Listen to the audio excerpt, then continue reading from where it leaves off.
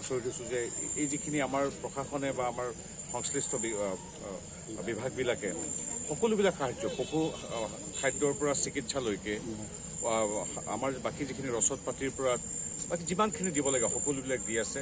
আৰু ডক্টৰ হিমন্ত বিশ্ব শৰ্মাই আগবেলা পিছবেলা প্ৰতিবেলাই প্ৰত্যেকটো সমষ্টিৰ প্ৰত্যেকটো ঠাইৰ তেখেতে খবৰ লৈ আছে ফোনযোগে, নিজে আহিছেও য'ত আহিছে। গতিকে সামগ্ৰিকভাৱে তেখেতৰ তত্বাৱধানত আমাৰ জিলা প্ৰশাসন, স্থানীয় বিধায়ক, আনকি আমাৰ দলেও কাম কৰি আছে।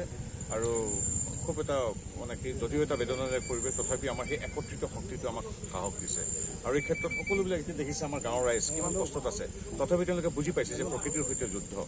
এই মুহূৰ্তত যি মুহূৰ্তত অসমৰ 5 লাখ 6 লাখ চৰকাৰী চাকৰিয়াল, তাৰমানে আমাৰ কৰ্মচাৰীসকল, বিভিন্ন বিভাগৰ কৰ্মচাৰীসকল, আমাৰ স্থানীয় যুৱকসকল, তেওঁলোকে হাতে হাত ধৰি আজি বানপীড়িত ৰাইজৰ কাষত থিয় হৈছে, ৰচদ পাতি যোগান ধৰিছে, যিখিনি কষ্ট কৰি আছে।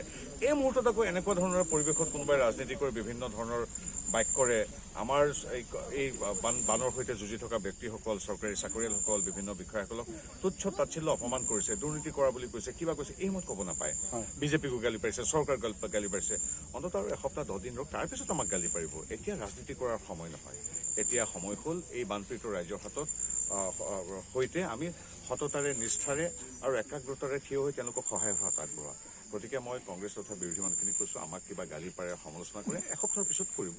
এতিয়া আমি এই ৰাইজখন একেলগে হাতে হাত ধৰি কাম কৰি আছোঁ। আমাৰ বিধায়কসকলে দিন ৰাত একাকাৰ কৰি কাম কৰিছে। জিলা আয়ুক্তৰ পৰা সাধাৰণ চতুৰ্থ বিভাগৰ কৰ্মচাৰীগৰাকীয়ে সকলো কাম বন এৰি আজি ইয়াত আছে, আমাৰ মথাউৰিত আছেহি। গতিকে এই মানুহখিনিক এতিয়া ডিমৰেলাইজ কৰা, বেয়া বাক্য ক'ব নালাগে। ৰাজনীতি কৰাৰ সময় নহয়। একেলগে এতিয়া বহুতে ফটকে কিবা এটা কৈ দিয়ে, টিভি কেমেৰা দেখা পায়, নাপায়। কাৰণ এই মানুহখিনি বৰ সততাৰে কাম কৰিছে, ঘৰ দুৱাৰ এৰি ইয়াত এতিয়া চিকিৎসকৰ পৰা অভিযন্তা কৰ্মচাৰীলৈকে সকলোবিলাকে কাম কৰিছে। মুখ্যমন্ত্ৰী খুদ প্ৰতিদিন 18-20 ঘণ্টা কাম কৰি আছে। এই মুহূৰ্তত আচলতে তেনেধৰণৰ বোকাচোকাৰ কথা নহয়। এতিয়া শুদ্ধ মনেৰে মানুহখিনিক সহায় কৰাৰ কথা। আমাক সমালোচনা কৰাৰ সময় আৰু 10 দিনৰ পিছত পাব। এতিয়া সেইকাৰণে মই কৈছোঁ যে পৰিৱেশ বেয়া নকৰিব, আমাক হিমন্ত বিশ্ব শৰ্মাৰ নেতৃত্বত কাম কৰিবলৈ দিয়ক।